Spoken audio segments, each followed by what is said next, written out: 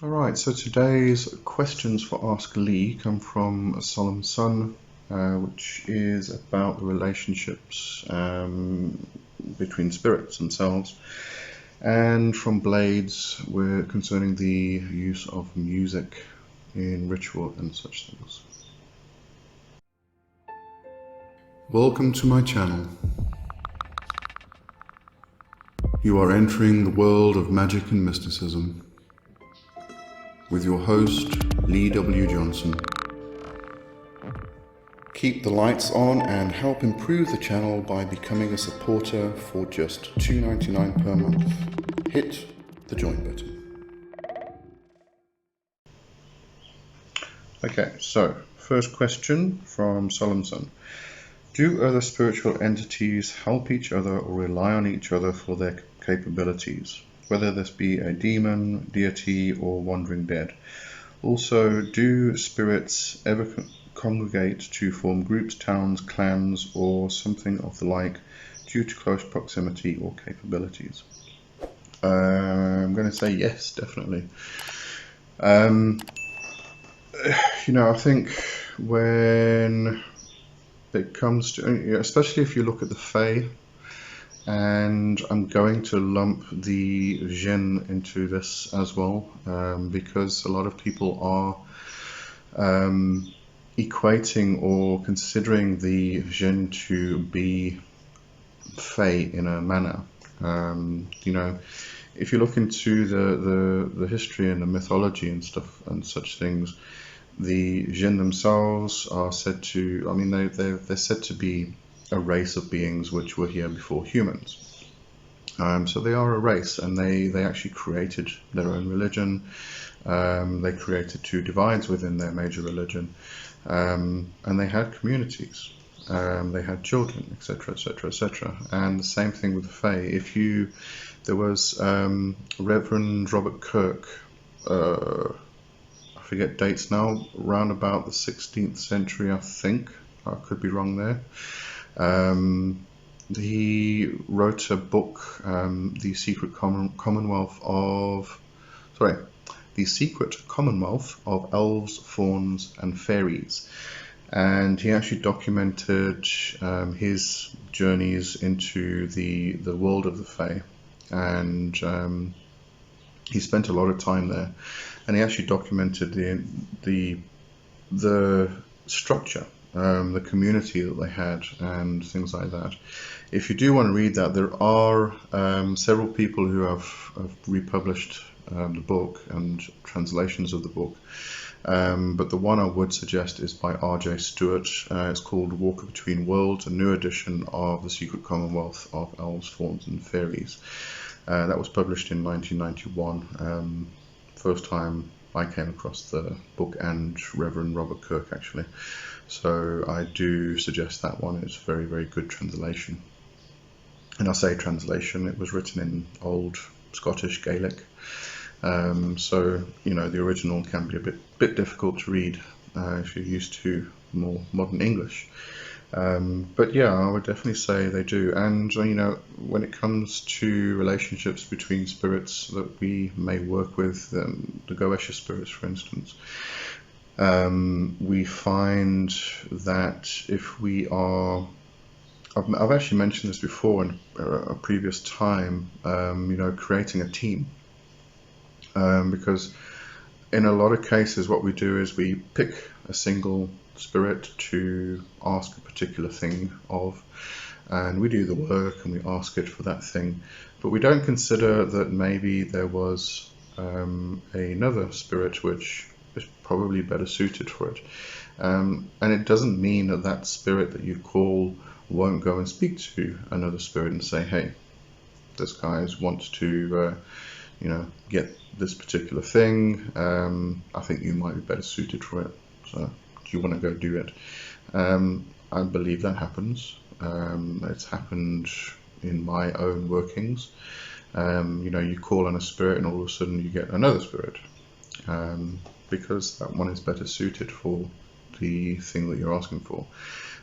So I do believe they have those relationships, and yes, especially when it comes to the Fae, They do create their own communities and such things, and especially their clans. Definitely forming clans in that regard. I think that answers that. I don't think there's much more we can actually say about that. Blades asked, how can music be used in daily practice and ritual, also when developing a relationship with divine intelligences, the gods and goddesses and other entities? Could music be used as a means of connection? Definitely. I love sound. Maybe not necessarily music itself, although I have used music before, but sound I absolutely love using in all forms of ritual and meditation and such.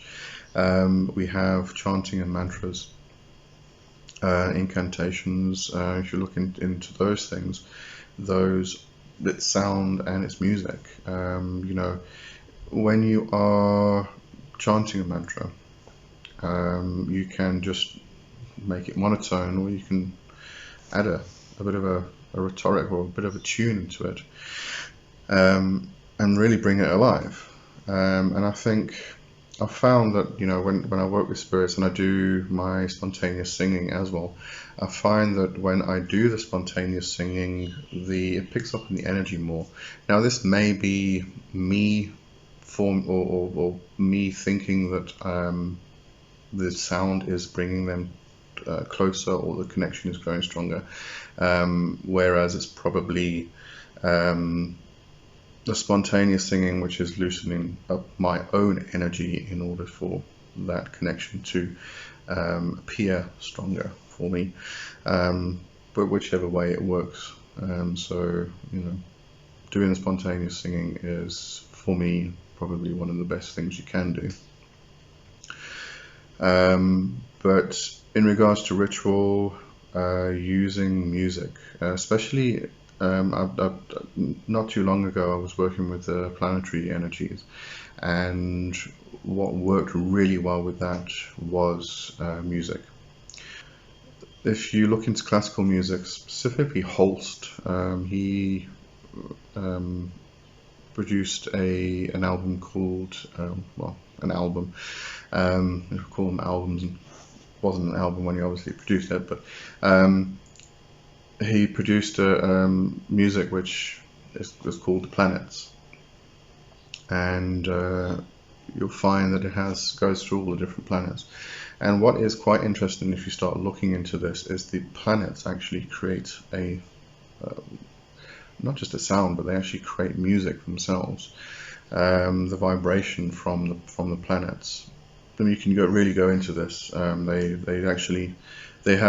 People have recorded the sounds and the tunes, the songs of the actual planets, which is really, really interesting. It goes into the whole thing that everything vibrates, and that vibration creates a tune. If you listen to a plant or a tree, for instance, it has its own particular tune, and it's actually a song which is created, which is quite amazing. So everything vibrates, and sound is vibration, and therefore music can be used in the same way to bring about vibration. But also you can use music as a form of helping with or aiding invocation work. If you're in ritual and you need to raise energy for a particular spell working, then using music which really gets you going, which really does get that energy flowing, and it brings it to a ecstatic state, then you can use music in that way. Music often goes along with dance, and if you like to dance, you can raise energy through dance, through movement, and you can use music to aid that. So there's many ways you can use music. You can just put a tune on if you feel it has the same energy as a particular deity or a particular divine intelligence, demon, angel, god, goddess, whatever. If that particular tune invokes that energy of that spirit, then you can just put it on as a dedication to that spirit, and they'll love it. I find that a lot of the spirits, they love music, just personally. I don't know if anybody else does, but I found that they do love music, and it's one of the reasons there's lots of reasons why, but one of the reasons why I enjoy doing spontaneous singing, especially when I'm working with the spirit. I found a lot of them, when I start the spontaneous singing, I feel them come through. They want me to carry on singing because they enjoy it, they like it, they like to listen to it. So, you know, there's many ways you can use music. You can use it to create a particular energy for the working you're doing, but at the same time, the spirits like it, so the spirits will come closer. Yeah, no, music's a really, really fantastic thing, I feel, for doing ritual and everything. And, you know, again, when we talk about music, it is vibration, so that vibration itself can alter a vibrational state. You can use sound and vibration and frequency to actually create healing. Particular sound therapy would be looking at it in a particular way of, you have a group of cells and one of them, the frequency goes out of tune, and that because that one goes out of tune, all of them around start to go out of tune. So you can actually use sound therapy of vibration and frequency to bring all of those back into their original state. But you can also use vibration to alter the state. So if something is vibrating a particular frequency, you can use vibration to alter that in order to change it. And then once a cell starts to change, all of the cells around start to repeat the process, and you can actually alter and heal in that manner. So sound, vibration, frequency, pitch, resonance, all of that is amazing for many, many, many things. And there are loads and loads of different applications, not just in ritual, you know, playing a song, whatever it may be. And, you know, obviously, again, depending on what working you're actually doing, sometimes classical music is great, sometimes death metal is brilliant. To get that energy into that ecstatic state, death metal is quite often really, really good. So yeah, you can use it many, many ways, as I said, over and over again. Alright, so I think that answers today's questions, and I'll see you next week. Have a good one. Cheers for now. Bye bye.